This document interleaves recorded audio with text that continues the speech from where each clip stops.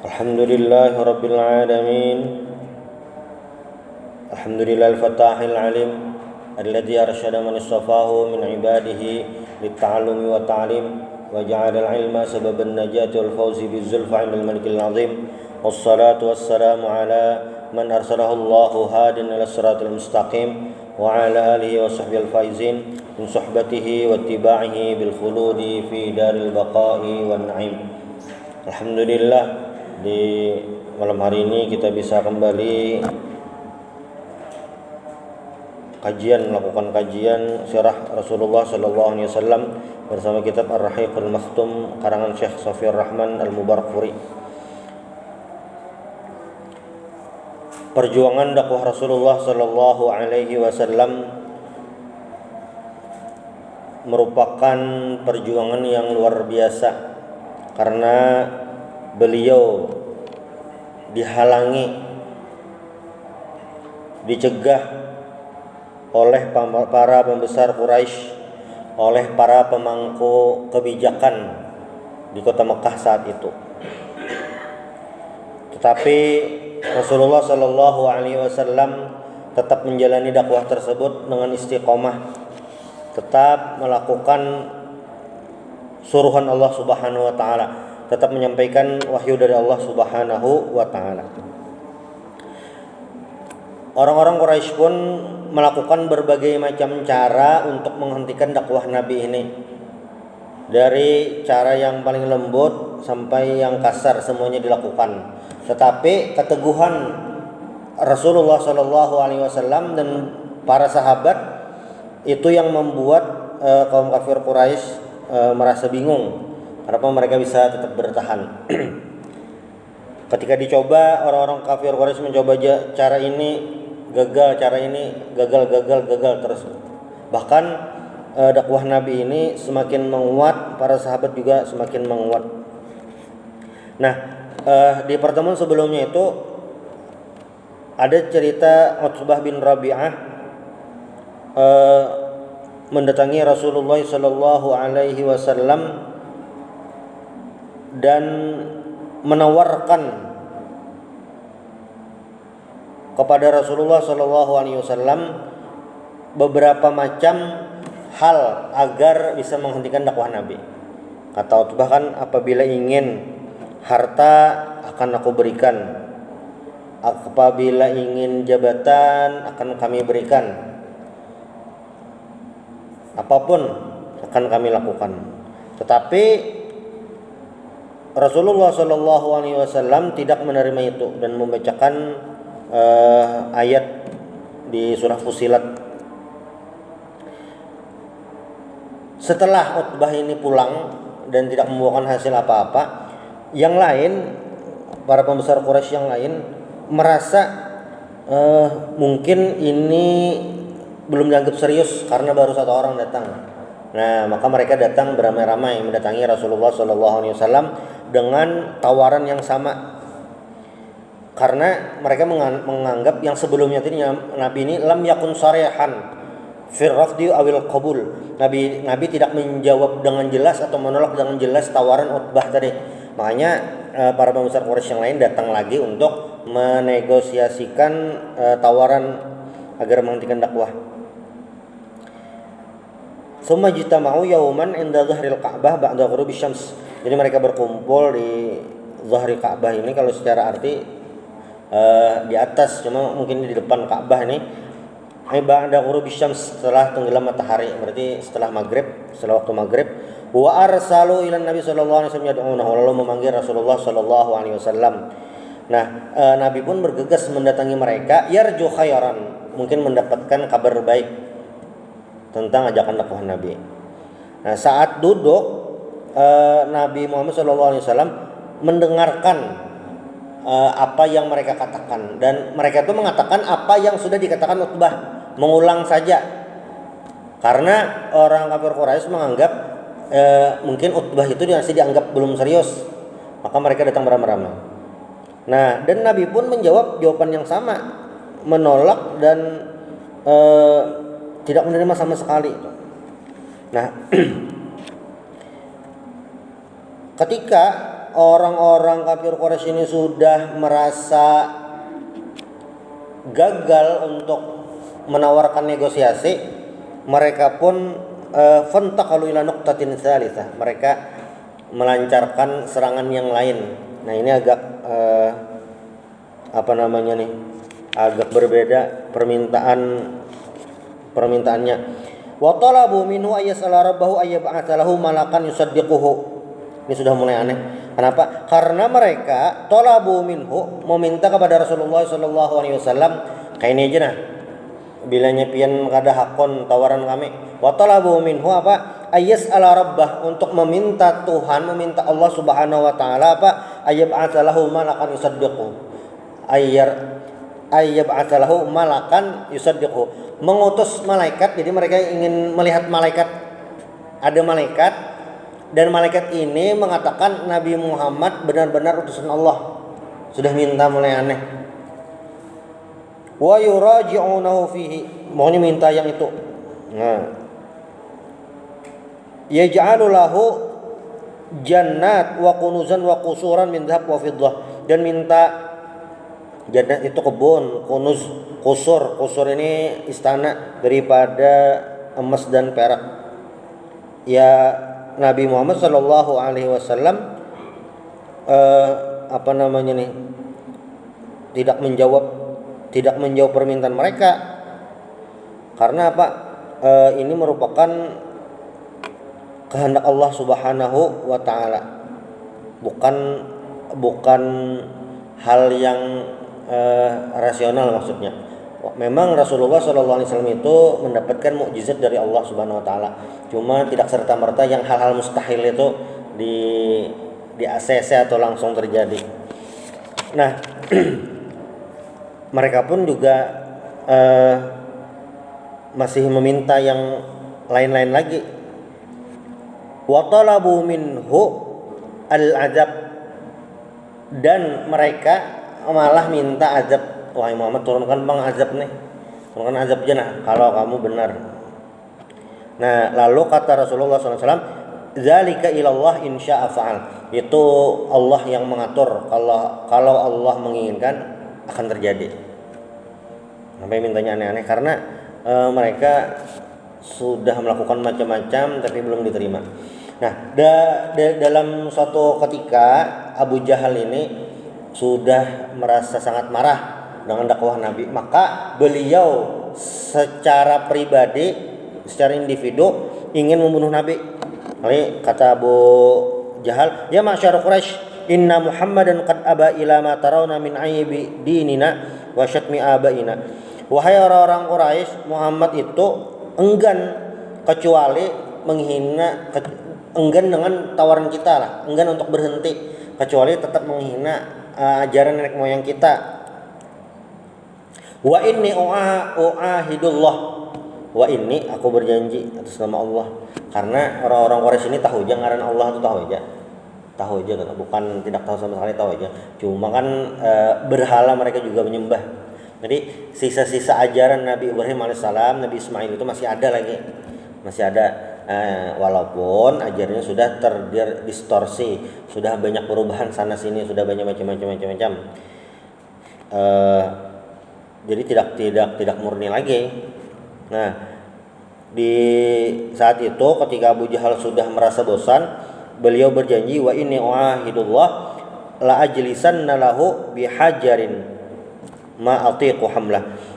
Saya akan duduk di sampingnya dan akan saya pukul, catok enak pakai batu ganal itu, mati aja.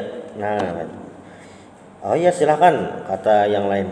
Fa idza sajada fi salatihi fadahtu bihi ra'sah. Pas sujud kan kepala masih lagi bawah, saya hantamkan batu itu ke Rasulullah sallallahu alaihi wasallam. Lalu Abu Jahal ini menunggu. Falamma asbaha Abu Jahal akhadha hajaran kama wasaf summa jalasa li Rasulillah sallallahu alaihi wasallam yantadhiru. Jadi Abu Jahal ini kan sudah tahu nih waktu-waktu Nabi sholat, sudah tahu di mana, sudah tahu. Jadi ketika Nabi ada dan sholat, Abu Jahal ini sudah standby, siap ingin membunuh Nabi, sudah siap dah. Siap dengan batunya, sudah siap. Tetapi ketika beliau mendekati Rasulullah Shallallahu Alaihi Wasallam tidak jadi, hatta dana minhu raja'a munhaziman. Ketika mendekati mundur lagi kembali, tidak jadi. Mar'uban yabisat yadahu ala hajari. Mar'uban tuh muhanya pucat, kada jadi. Maka tadi anak mahangkop pakai batu, kada jadi pucat. Nah, lalu waqamat ilaihi rijalu Quraisyin, maka beberapa orang kafir Quraisy mendatangi Abu Jahal. Nah, papian ini jan, maka tadi hendak benar mahangkop Nabi pakai batu. Kenapa dia jadi? Lalu faqalu lahu ma laka ya Abul Hakam, apa yang terjadi denganmu wahai Abul Hakam? Jadi kunyahnya Abu Jahal itu Abul Hakam. Qala qumtu ilaihi la fa'alu bihi ma qultu lakum al-barihah. Saya sudah berencana, sudah siap ingin melakukan. Nah, sudah istilahnya sudah mengangkat batu sudah. Falamma danautu, saat aku mendekat, sudah mendekat. Falamma danautu minhu aradli dunahu fahal minal ibil. Ternyata ada kayak unta itu melindungi Rasulullah Shallallahu Alaihi Wasallam. Ketika ingin mendekati tidak bisa, itu yang melindungi. Maka kata Rasulullah Shallallahu Alaihi Wasallam, ini di Sirah Ibnu Hisham disebutkan, kata Nabi, zalika Jibril alaihissalam laudana al-akhadzahu. Itu malaikat Jibril. Kalaunya Abu Jahal memang mendekat, malaikat Jibril itu akan menindak Abu Jahal tadi. Makanya Abu Jahal tidak jadi. Ini momen-momen yang kayak ini saat-saat tertentu ya, tidak setiap saat. Itu namanya mujizat Nabi ini saat-saat tertentu. Dan mujizat ini Allah yang memberikan, bukan Nabi yang mengatur. Lalu saat itu juga tidak berhasil, nah ini di riwayat lain mereka negosiasi lagi dengan Nabi dengan tawaran yang berbeda. Nah, farau ayyusawimuhu sallallahu alaihi wasallam fi umuriddin, bernegosiasi, menawar itu kepada Rasulullah sallallahu alaihi wasallam. Tawarannya ini diriwayatkan Ibnu Ishaq dengan sanad beliau, i'tarada Rasulullah sallallahu alaihi wasallam wa huwa yatufu bil Ka'bah Al-Aswad bin Abdul Muttalib wal Walid bin Mughirah wa Umayyah bin Khalaf wal As bin Wa'il wa kanu zawi asnan fi qaumihim. Nah, ketika Nabi berada di Ka'bah, berarti di Masjidil Haram, ini berkumpul pembesar-pembesar Quraisy. Ini tawaran yang lain lagi. Ada Aswad bin Muttalib bin Asad, lalu Al-Walid bin Mughirah, Umayyah bin Khalaf, As bin Wa'il. Nah, ini wakanu zawi asnan, mereka zawi asnan, sinun itu artinya gigi. Nah, wakanu zawi asnan maksudnya mereka unjuk gigi itu mereka orang-orang yang memiliki taring. Nah, memiliki taji di Quraisy fi qaumihim. Faqalu ya Muhammad, ini tawaran lagi. Ini pas nih bulan Desember nih. Apa hubungannya? Ketika habis sudah cara, nah ini tawarannya. Ya Muhammad, halumma, marilah, begini saja, marilah. Falana budu ma ta'bud, sungguh kami akan menyembah apa yang kamu sembah. Wa ta'budu ma na'bud, dan kamu menyembah apa yang kami sembah. Fanashtariku nahnu wa anta fil amr, maka kita sama-sama dalam perkara ini, sama-sama saling menyembah Tuhan orang lain. Itu. Nah, fa in kana alladhi ta'budu khairan mimma na'bud kunna qad akhadna bihadzina minhu. Kalau seandainya yang kamu sembah itu alladhi ta'bud khairan, yang kamu sembah itu lebih baik daripada yang kami sembah, kami dapat bagian. Bagus saja kami nih, ada dia tersembah yang Tuhan yang bujur. Nah, itu. Wa in kana ma na'budu khairan mimma ta'bud, kalau apa yang kami sembah ini lebih baik daripada yang kamu sembah, maka engkau pun mendapatkan bagian, artinya tersembah Tuhan yang bagus juga gitu. Tawarannya sampai seperti itu. Nah, maka fa anzalallahu taala fihi, maka Allah turunkan berdasarkan kejadian ini, dan memang asbabun nuzul surah Al-Kafirun itu ini yaitu apa? Ketika mereka menawarkan untuk gantian menyembah Tuhan, gantian. Nah, lalu apa? Turun ayat qul ya ayyuhal kafirun la a'budu ma ta'budun, sampai penutupnya. Ini kata-kata yang luar biasa dari ayat ini. pesan yang disampaikan oleh ayat ini oleh Allah Subhanahu wa taala, lakum dinukum waliyadin. Masing-masing lakum dinukum waliyadin. Ini karena ya memang mereka sudah putus asa, sudah merasa tidak berhasil lagi, maka mereka menawarkan gantian ini. Nah, di riwayat Ibnu Abbas, anna Quraisyan qalat lawis talamat alihatuna li abdina ilahaka fa anzalallahu qul ya ayyuhal kafirun. Sama itu. Riwayatnya banyak. Nah, kalau di riwayat Ibnu Jarir, anna Quraisyan qalu li Rasulillah sallallahu alaihi wasallam, orang-orang Quraisy itu menawarkan kepada Nabi bergantian menyembah itu setahun. Tahun ini tahun 1444 Hijriah. Tahun ini kami menyembah Tuhanmu, tahun depan gantian lagi. Kita bergantian setahun, gantiannya setahun. Gitu.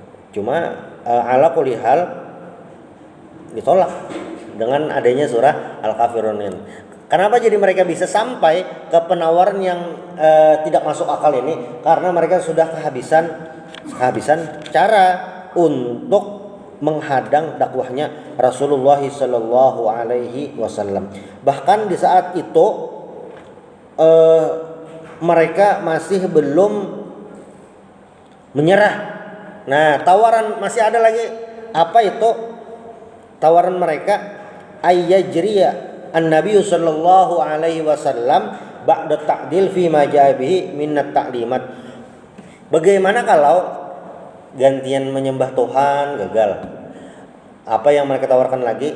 Begini saja, coba dihilangkan atau dihapuslah ayat-ayat Al-Quran yang isinya mencela Tuhan nenek moyang kami, mencela agama nenek moyang. Itu aja diganti kayak itu digin.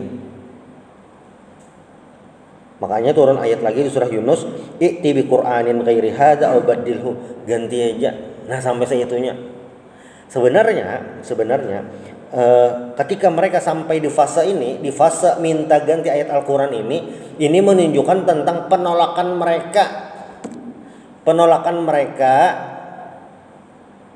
mereka terhadap dakwah Rasulullah sallallahu alaihi wasallam. Kalau seandainya berganti tawar kayak ini jajar Nabi. Bergantian tawar ini misalnya kita kayak itu bergantian tawar kayak ini aja nah, buhan pian jangan mengganggu lagi ulun dakwah, biarkan aja belanja beriman kadang-kadang kayak itu aja, yang penting buhan pian jangan mengganggu lagi, kan bergantian bertawaran. Nah, tetapi mereka memang menolak sama sekali, dan ini takdir Allah Subhanahu wa taala sudah dijanjikan istilahnya mereka menolak. Dan para pembesar Quraisy ini sebagian besar itu meninggal waktu perang Badar. Makanya perang Badar itu walaupun itu perang pertama, tapi itu perang penentu untuk perang-perang berikutnya, untuk ghazwah berikutnya. Kenapa? Karena itu sangat memukul mental orang-orang kafir Quraisy.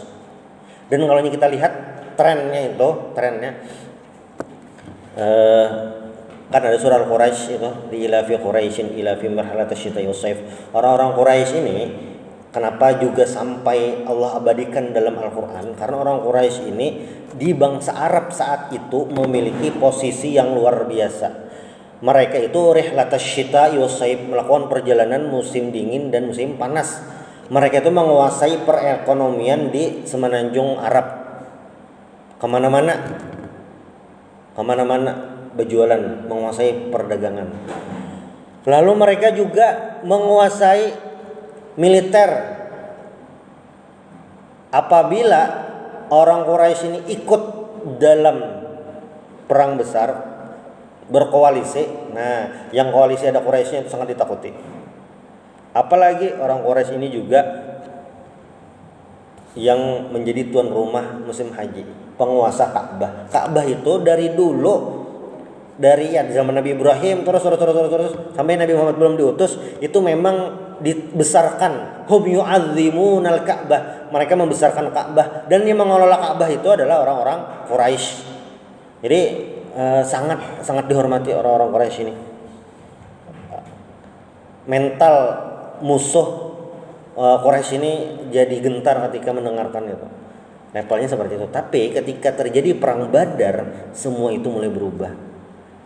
Nah, di perang Badar itu kaum muslimin yang cuma 313 kurang lebih bisa mengalahkan kafir Quraisy orangnya 1000. Di perang Uhud ini ada madakan kalah, ada madakan seri lah itu.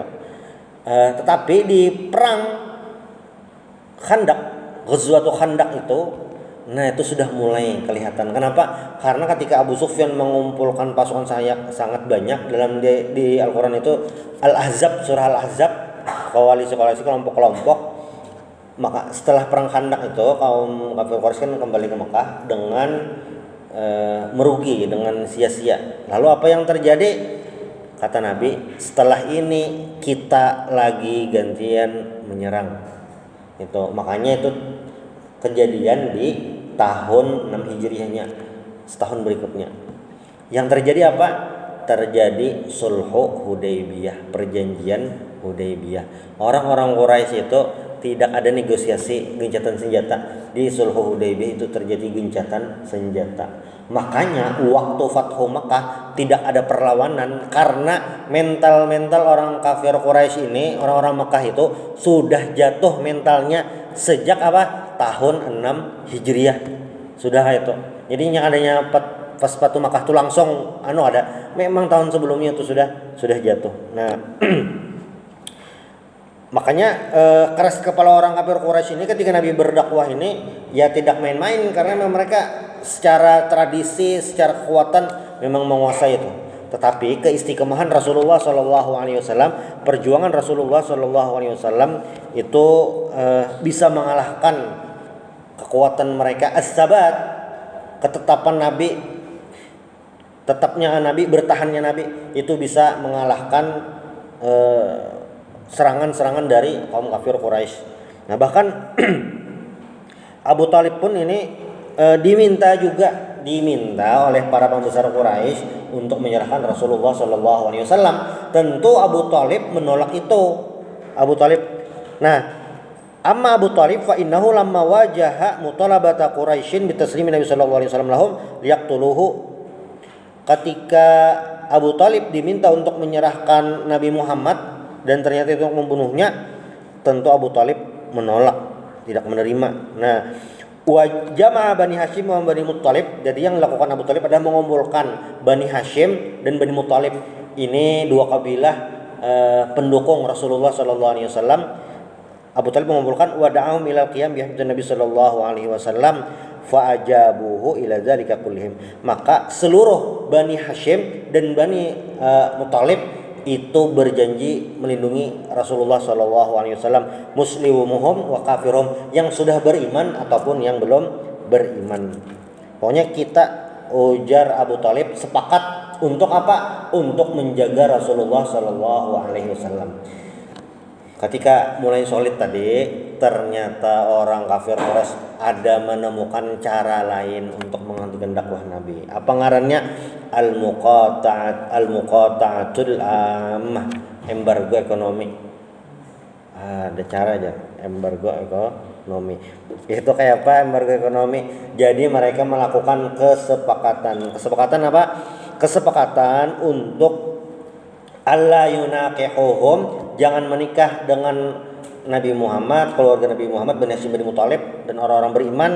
Wala yubayi'uhum, jangan jual beli dengan mereka. Wala yujalisuhum, jangan dikawani, jangan duduk bareng, jangan nongkrong bareng, jangan mewarung bareng, jangan mewarung bimbayan lawan mereka. Wala yukhalituhum, jangan berbaur dengan mereka. Wala yadkhulu buyutahum, jangan masuk rumah mereka. Wala yukallimuhum, jangan berbicara kepada mereka. Hatta, sampai mereka yusallimu ilaihim Rasulullah SAW dari qatli, sampai mereka menyerahkan Rasulullah SAW untuk dibunuh. Itu. Dan ditulis apa nih keputusannya itu, ditulis digantung di Ka'bah. Pokoknya jangan berinteraksi dengan Bani Hashim dan Bani Muthalib. Sehingga apa? Sehingga orang-orang muslimin Bani Hashim, Bani Muthalib itu berada di wilayah Bani Muthalib dan mereka bertahan di sana. bertahan. Kita lah bisa duit 1 miliar tapi kada di warung udah kawa. Ada kawa kada dan ditukar. Kada ditukar. Atau duit ada, warung ada, tapi yang bisa warung kada akan menjuali. Kada berjualan aja hari ini. Kada berjualan. Kada hendak menjuali, kada kawa juga. Atau hendak menukare, harganya larang bener kada masuk di akal. Beras seliter 500.000, 200.000 kada cukup soalnya nukar. Kada masuk di akal. Nah itu yang dilakukan oleh kafir Quraisy terhadap kaum muslimin. Berduit ada aja, dijuali bisa aja, cuma harganya kada masuk di akal. Itu yang terjadi. Nah dan di saat lagi embargo tadi, salah satu donatur yang menunjang kehidupan para sahabat Bani Hashim bin Muthalib itu adalah istri Rasulullah SAW, Khadijah Al-Kubra. Beliaulah yang menanggung kehidupan kaum muslimin saat itu. Walaupun memang tidak semudah yang dibayangkan, karena saking sulitnya di masa-masa itu mereka sampai makan daun, kada ada lagi yang dimakan. Sakit benar nih. Bahkan ada instruksi itu untuk menceraikan. Kan jangan menikah, pokoknya jangan interaksi dengan hubungan nikah. Nah Abu Lahab ini walaupun dari Bani Hashim, pamannya Nabi, cuma beliau tidak mau bergabung dengan Banu Hashim yang lain. Bahkan beliau ini menceraikan anak Rasulullah SAW. Karena kayak ini Abu Lahab ini pewarangan Nabi Muhammad SAW. Karena anak Nabi ini yang berbinian ada Ruqayyah, ada Ummu Kalsum. Nah dua perempuan ini dinikahi oleh dua anak Abu Lahab. Jadi Abu Lahab ini sebenarnya orang yang sangat dekat dengan Nabi sebelum Nabi Muhammad dapat wahyu. Sangat dekat dengan Nabi. Kan waktu Nabi lahir Abu Lahab ini senang, bukan kepalang sampai beliau memerdekakan budak. Waktu Abdul Muthalib mau meninggal, kandidat untuk mengasuh Nabi ini dua, Abu Thalib atau Abu Lahab. Memang mengajukan diri Abu Lahab nih untuk menggaduh Nabi, mengasuh Nabi. Memang sayang lawan Nabi Muhammad kayak itu. Dasar sayang. Dan ya tadi sampai menikahkan anaknya kan dua orang. Ngalih bener nih cariannya. Orang tuh bawarangan sampai 2 ikung tuh jarang bener tuh. Namun ada kejadian pasti kan sudah akrab bener dah sampai ada kejadian. Abu Lahab sampai segitu levelnya. Tapi ternyata itu berubah gara-gara apa? Gara-gara masalah keimanan. Dan ternyata Abu Lahab ini malah jadi salah satu musuh utama dakwah Rasulullah Shallallahu Alaihi Wasallam. Dan di masa itu, nah ini kejadiannya tahun 7 Hijriah, tahun 7 kenabian. Jadi kan Nabi Muhammad ini sekitar 3 tahun dakwah Syriah. Dari lalu tahun berikutnya tahun keempat, 5, 6, 7, 8, 9, 10, 11, 12, 13 itu dakwah jahriyah. Nah tahun keempat, 5, 6, nah tahun ketujuhnya ini terjadi tadi embargo ekonomi. Dan di tahun yang sama Nabi Muhammad menawarkan, mengizinkan, menyuruh juga untuk hijrah ke Habasyah. Karena apa? Karena kalau pindah di Mekah kada tahan, jadi disuruh hijrah ke Habasyah. Karena di sana ada raja yang adil, Najasyi itu. Nah ini tahun 7 Hijriah itu bukaan, dan bukaannya itu malam, jangan sampai ketahuan malam. Menyeberang Laut Merah itu malam, dasar sembunyi-sembunyi. Untungnya ketika sudah sampai di kapal, sudah pengarangnya sudah tulakan. Nah hanya kaum kafir Quraisy ini hanya tahu ditunti ke pelabuhan sudah hilang dah. Makanya sampai kawa ke Subarang. Ini tahun 7 Hijriah tadi. Berartilah saat itu di kota Mekah nih yang bertahan ini luar biasa sakitnya. Kita kan usah ngalih-ngalih waktu semalam Covid. Di pinggir jalan tuh banyak yang jualan. Kenapa jadi banyak berjualan? Banyak yang dirumahkan berjualan. Banyak berjualan, sebanyak aja. Mungkin dari kita ada yang berjualan juga itu. Masalahnya walaupun banyak yang berjualan, yang menukari kan ada kosong. Jadi itu kan kayak inilah, yang lewat banyak, berjualan sedikit, rame menukar karena banyak. Yang lewat banyak, berjualan banyak, terbagi. Tapi bilanya yang lewat sedikit, berjualan banyak, nah alih benar. Itu yang semalam. Zaman Nabi ini Bang sulit daripada itu lagi. Karena selain ekonomi, sosial itu juga dihalang-halangi embargonya nih, paket lengkap. Makanya sangat kesulitan untuk semua hal itu. Tetapi kaum muslimin ini tetap bertahan. Makanya kan Al-Qur'an ini sudah Al-Qur'an, Allah Subhanahu wa taala itu memandangkan dalam Al-Qur'an apa? Radhiyallahu anhum, diridhoi itu karena perjuangannya. Makanya Nabi ketika menyebutkan khairul qurun qarni tsummal ladzina yalunhum tsummal ladzina yalunhum, sebaik-baik itu adalah masaku, yang selanjutnya. Sahabat itu Nabi puji karena bukan sembarangan, dan para sahabat itu adalah ikhtarahumullah subhanahu wa ta'ala li musahabatin Nabi sallallahu alaihi wasallam. Sudah Allah pilihkan untuk menemani Rasulullah sallallahu alaihi wasallam berjuang bersama-sama menegakkan agama Allah subhanahu wa ta'ala. Kada sembarangan Allah pilihkan itu para sahabat ini yang berjuang mati-matian. Kada sembarangan. Jadi mun ada orang wahini menyambati sahabat, siapa ikam itu di hadapan para sahabat yang luar biasa. Sahabat itu manusia, bisa salah juga. Sahabat itu manusia, bisa menggawi dosa. Sahabat Nabi itu ada yang sumat maksiat ada aja yang kayak itu. Ada aja sahabat Nabi itu, ada aja yang kayak itu.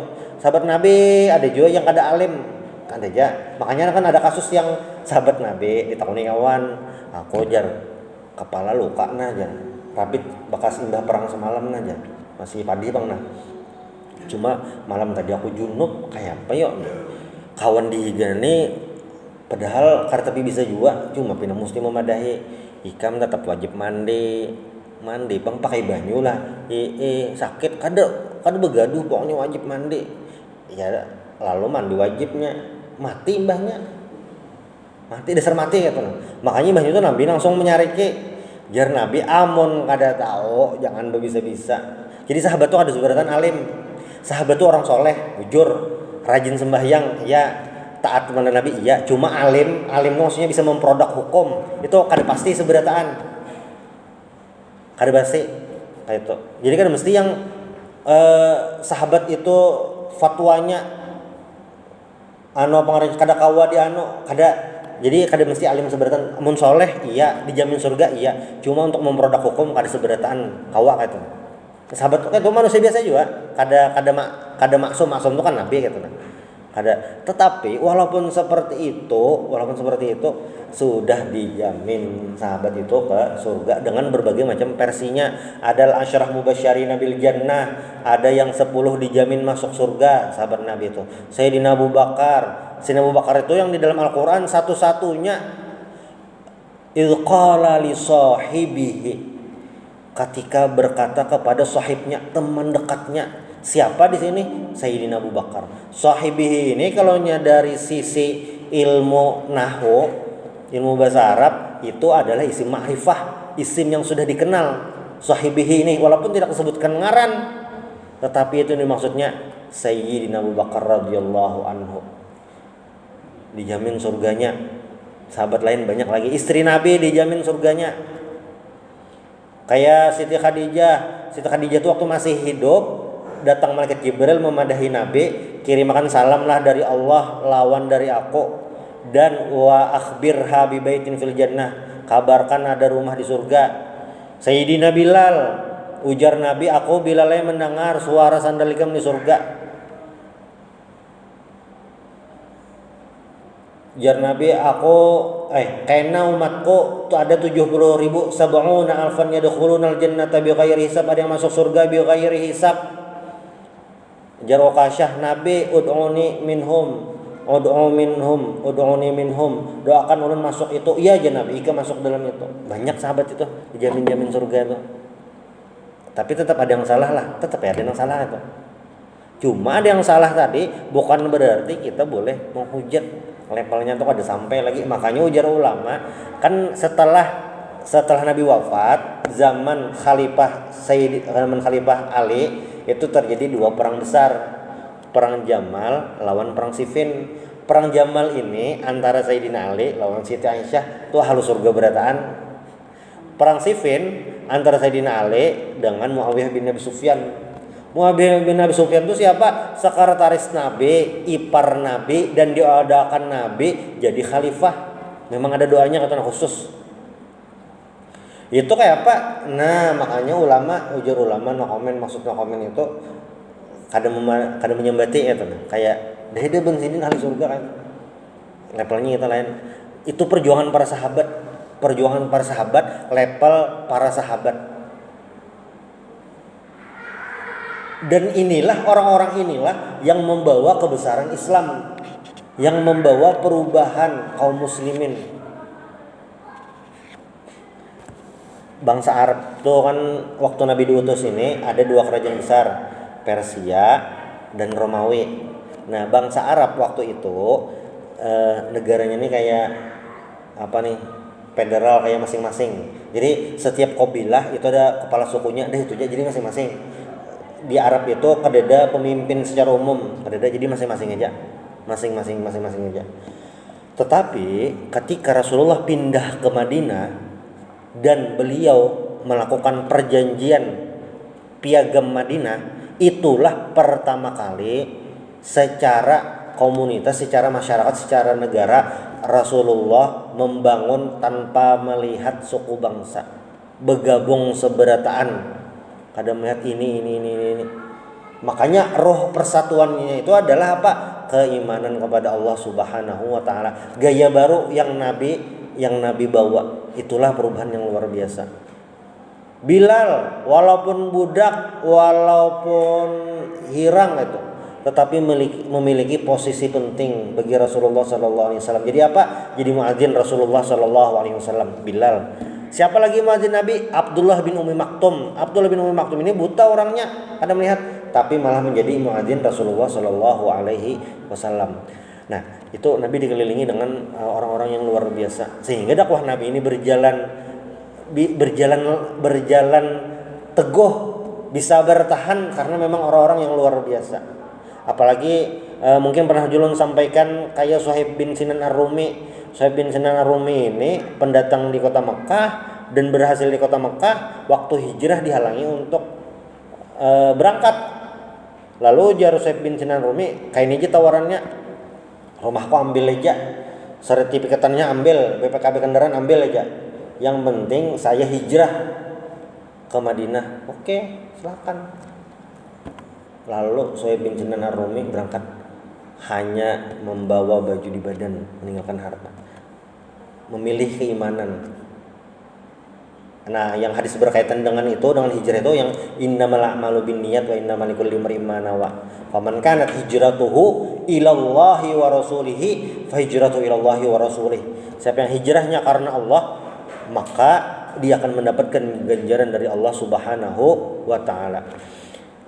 Nah, tetapi walaupun kaum muslimin ini dihalang-halangi,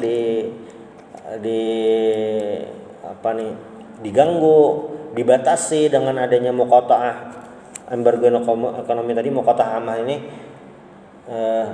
kada tahan juga gitu. Ada aja yang kasihan. Setelah 3 tahun berlalu itu dibatalkan. Kada jadi, maksudnya tidak berlaku lagi. Nah, setelah 3 tahun ada beberapa orang ini yang membatalkan itu. Ada Hashim bin Amr, ada Zuhair bin Abi Umayyah, ada Atiqah itu, ada yang lain juga itu, ada Mut'im bin Adi, ada beberapa. Nah, ini mereka bersepakat untuk membatalkan perjanjian ini, sehingga tahun ke-10 Hijriah, 7 lah, 8, 9, 10. Nah, tahun 10 Hijriah bulan Muharram, berarti awal tahun, perjanjian ini atau surat embargo ekonomi ini resmi dihentikan. Habis. Nah, di tahun yang sama, di tahun 10 ini, paman Nabi Abu Thalib meninggal. Tulang punggung dakwah Nabi. Itu satu. Lalu Siti Khadijah bulan puasanya meninggal juga. Tayyibay. Makanya oleh para sejarawan 10 tahun ke-10 kenabian ini disebut dengan Amul Huzun, tahun kesedihan. Kenapa jadi disebut tahun kesedihan? Karena meninggalnya 2 tulang punggung Rasulullah Shallallahu Alaihi Wasallam. Itu bulan puasanya. Nah, bulan hajinya itu bulan Dzulhijjahnya. Rasulullah Shallallahu Alaihi Wasallam berdakwah. Jadi Nabi itu sebujurnya setiap tahun, tiap musim haji ini menyampaikan Islam kepada para jamaah haji yang datang. Ayo masuk Islam, beriman kepada Allah. Ada siksaan neraka setiap tahun. Dari tahun 4 Hijriah, 4, 5, 6, 7, 8, 9, 10. Nah, sampai tahun ke-10, apa yang terjadi? Nabi Muhammad berhasil mengajak 6 orang dari Bani Khazraj untuk masuk Islam. Dan dari 6 inilah pertumbuhan kaum muslimin jadi meningkat. Tahun ke-10 6 aja. Lalu tahun berikutnya ada Aqabah 1, Aqabah 2, perjanjian Aqabah 1, 2 itu. Dan puncaknya ketika Nabi mengutus Mus'ab bin Umair untuk berdakwah ke Madinah dan Islam tersebar di Madinah. Makanya waktu Nabi sampai ke Madinah, orang-orang Madinah sudah siap dengan apa? Sudah siap dengan kedatangan Rasulullah SAW dan mereka sudah beriman, sudah siap itu. Nah, itu rentetan perjuangannya. Tetapi sebelum sampai ke Madinah ini kan jalan dakwah Nabi ini sangat terjal. Jadi ada waktu yang harus ditunggu. Ada perjuangan yang harus dilalui sebelum merasakan manisnya keberhasilan itu. Makanya istilah kegagalan adalah keberhasilan yang tertunda. Ya memang seperti itu, harus ada prosesnya. Kada mungkin langsung jadi. Misalnya kayak ini Bang, jakanya Allah Ta'ala langsung aja maulah Nabi Muhammad berhasil dakwah Islam langsung seberataan. Maka Allah nih, innallaha ala kulli syai'in qadir. Kada itu. Karena apa? Itu mengajarkan umatnya untuk ikhtiar, untuk berusaha. Tidak ada yang instan, harus berusaha. Bahkan Nabi Nuh alaihissalam yang berdakwah selama 950 tahun, yang beriman cuma kurang lebih 80 orang saja, tetap dipuji. Dipuji dari sisi mananya? Sisi kesabaran Nabi Nuh alaihissalam. Bahkan Nabi Nuh ini kan anak beliau tidak beriman. Di saat genting waktu lagi banjir, ya bunayya irkam mana, wahai anakku naiklah bersama kami di kapal.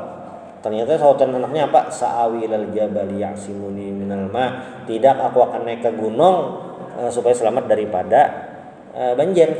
Wahala bainahumal mauju fakana minal mughraqin. Lalu selanjutnya hala bainahumal mauj, ada gelombang menenggelamkan anak Nabi Nuh tadi dan tenggelam. Makanya ujar Allah Ta'ala apa?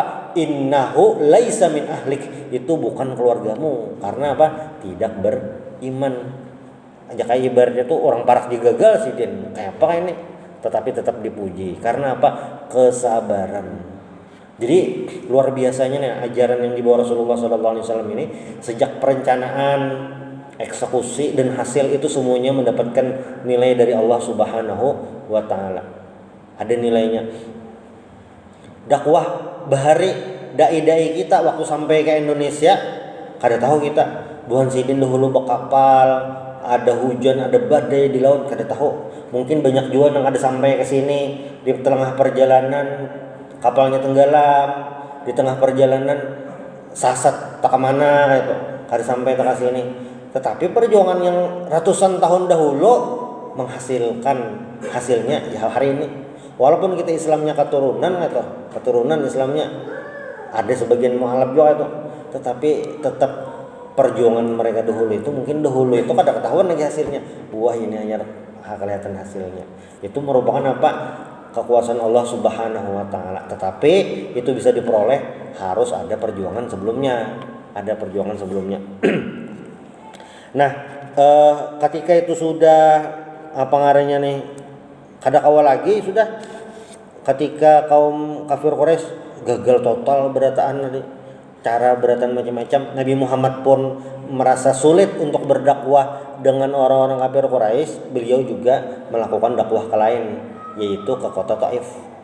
Sampai di Taif, Nabi ini sampai di Taif, apa yang terjadi? Ternyata ditolak juga. Dan ditolak itu apa? Ketika ditolak di sana, Nabi ya terusirlah dari kota Taif. Lalu datang malaikat, ya Muhammad, wahai Muhammad, apakah aku hancurkan kota ini? Ya Nabi, jangan. Innahum la ya'lamun, mereka tidak mengetahui, belum paham lagi ajaran ini. Lalu kayak apa? Lalu bagaimana? Nah, jar Nabi, la'alla abna'ahum, barangkali anak-anak mereka yang beriman kayaknya. Jadi biar aja mungkin anak mereka, cucu mereka nanti yang beriman. Dan itu terbukti waktu Nabi meninggal, semenanjung Arab itu murtad dengan berbagai macam versi atau murtad. Ada yang mengaku nabi palsu, ada yang kadang bayar zakat, ada yang kembali menyembah berhala, dan kota Taif termasuk kota yang bertahan dengan keimanan. Makanya ujar malaikat, engkau memang benar-benar uswatun hasanah, pokoknya akhlak luar biasa itu. Akhlak luar biasa. Innaka la'ala khuluqin azim, itu memang benar akhlak Rasulullah sallallahu alaihi wasallam. Ketika Nabi mendapatkan gangguan, mendapatkan pukulan, macam-macam hinaan, tetapi Nabi tidak membalasnya, bahkan memaafkannya. Nah, mulah Nabi Sarik itu apa gerang? Mulah Nabi Sarik itu adalah masalah penegakan hukum, itu Nabi Sarik. Kalau masalah sidin pribadi di Nabi kada apa-apa. Kalau masalah hukum, nah itu Nabi hanya Sarik itu. Makanya waktu Nabi hijrah itu kan Nabi maafkan seberataan. Nabi maafkan izhabu fa antum tulaqa. Karena apa aja Nabi. Kalau masalah hukum hanya Nabi Sarik. Masalah hukum yang dihina itu hanya Nabi Sarik. Nah, ketika Rasulullah SAW sudah berhasil dengan para sahabat melewati masa-masa sulit ini, masa-masa tadi al-hisar al-iqtisadi itu muqata'amah tadi, amul huzun juga itu melewati. Nah, dan sudah banyak kesabaran yang dilakukan Rasulullah SAW, para sahabat pun sama kayak itu, dan Nabi ditolak di Taif juga macam-macam. Dan itu juga gagal. Waktu di Taif itu gagal, maka penerimaan dari suku Khazraj yang ke-6 tadi itu merupakan kayak oase di tengah padang pasir, kayak ada harapan di sana. Dan ini juga kurang lebih di tahun itu juga terjadi Isra Mi'raj Rasulullah Shallallahu Alaihi Wasallam. Jadi walaupun Nabi banyak mendapatkan gangguan, mendapatkan halang rintang itu dari orang-orang Quraisy, ada mendapatkan keistimewaan hiburan dari Allah Subhanahu wa taala. Dan hiburan itu merupakan perintah yang luar biasa, yaitu perintah melaksanakan sholat. Kalaunya zakat itu melalui malaikat Jibril, puasa melalui malaikat Jibril. Tetapi sholat ini Nabi Muhammad langsung dari Allah Subhanahu wa taala. Itu menunjukkan tentang pentingnya melaksanakan sholat. Makanya yang pertama ditanyakan nanti hari kiamat adalah masalah sholat. Ujar Nabi, bilanya sholatnya itu beres, amal ibadah lain beres. Apabila sholatnya ini tidak beres, berarti amal ibadah lain tidak beres. Itu menjadi ukuran. Makanya Nabi Muhammad langsung dari Allah Subhanahu wa taala itu menunjukkan tentang pentingnya sholat. Nah, tetapi walaupun sudah mendapatkan perintah sholat dari Isra Mi'raj, di Mekah itu masih sembunyi-sembunyi sholatnya lagi. Kenapa jadi seperti itu? Karena posisi masih belum aman. Bahkan kan yang pertama kali sembahyang Jumat itu lain Nabi. Pertama kali sembahyang Jumat itu adalah As'ad bin Zurarah. Pertama kali sembahyang Jumat itu. Karena apa? Di Mekah belum kawal lagi mengumpulkan orang siang-siang sembahyang berjamaah. Itu masih sulit. Nah, ternyata di Madinah lah yang bisa. Nah, insyaallah kita lanjutkan lagi di pertemuan berikutnya. Subhanallah bihamdik asyhadu an la ilaha illa anta astaghfiruka wa atubu ilaik. Wassalamualaikum warahmatullahi wabarakatuh.